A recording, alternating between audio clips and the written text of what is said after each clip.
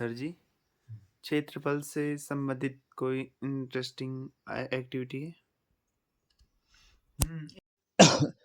एक एक्टिविटी तो है।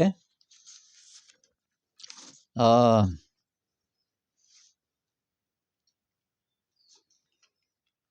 ये कल ही मेरे दिमाग में आया। तो ये दो सर्वांग सम त्रिभुज हैं। सर्वांग सम हैं तो इनकी संगत भुजाओं को मैंने ये कलर कोड कर दिया है। ये भुजा यहाँ पे काला लगा दिया तो ये भुजा के बराबर है। ये हरी वाली भुजा इसके बराबर है और ये ऑरेंज वाली इसके बराबर है। उसी तरह कोणों को मैंने मार्क कर दिया। ये कोण इसके बराबर है बैंगनी वाला, ये लाल लाल के बराबर है और ये नीला नीले के बराबर है। तो त्रिभुज का जो क्षेत्रफल होता है वो होता है आधार गुणा लंब बटे 2। मैंने लंब भी बनाए हैं, ज़रूरत पड़ी तो इस पर भी बना दिया। दोनों का क्षेत्रफल बराबर है क्योंकि दोनों ही सर्वांग सम है। तो इन दोनों को अगर मैं सटा दूं, इन दोनों को मैं अगर ऐसे सटा दूं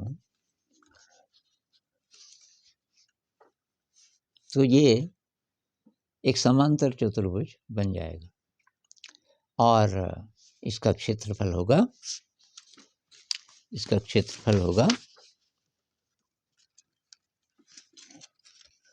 अगर इसको आधार माने तो आधार गुणा लंब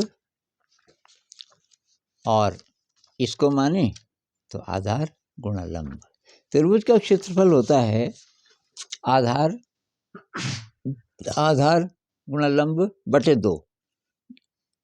तो इसको भी जोड़ दें, इसके भी क्षेत्रफल को, तो तब केवल आधार गुणा लंब, क्योंकि आधार गुणा लंब बटे 2 धन आधार गुणा लंब बटे 2, तो मतलब दोनों का क्षेत्रफल एक साथ मिला दें तो वो होगा आधार गुणा लंब।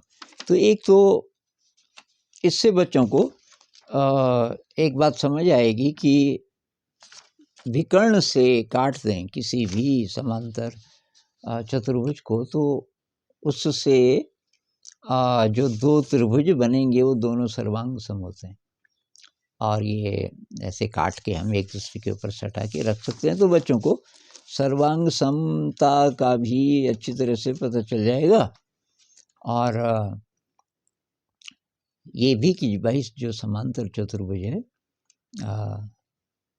उसको दो त्रिभुजों में इस तरीके से बांटा जा सकता है। दोनों त्रिभुज सर्वांग सम होते हैं। अब क्या सबूत है कि ये समांतर चतुर्भुज है, तो इस पे हम थोड़ी सी बात कर सकते हैं।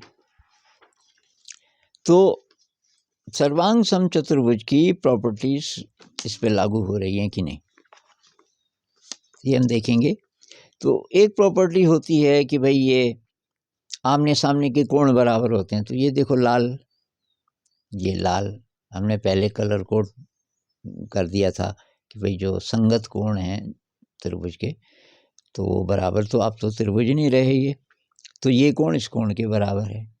इधर से देखो बैंगनी और ये नीला और इधर भी बैंगनी और ये नीला, तो इन दोनों का योग इन दोनों के योग के बराबर होगा। तो ये भी जो आमने सामने के जो कोण हैं ये भी बराबर हैं। एक और उसकी प्रॉपर्टी होती है कि आमने सामने की भुजाएं बराबर होती हैं। तो देखो ये काला जो कलर कोड किया हुआ है और ये काला, तो ये भुजा इस भुजा के बराबर है, ये हरी भुजा इस भुजा के बराबर है।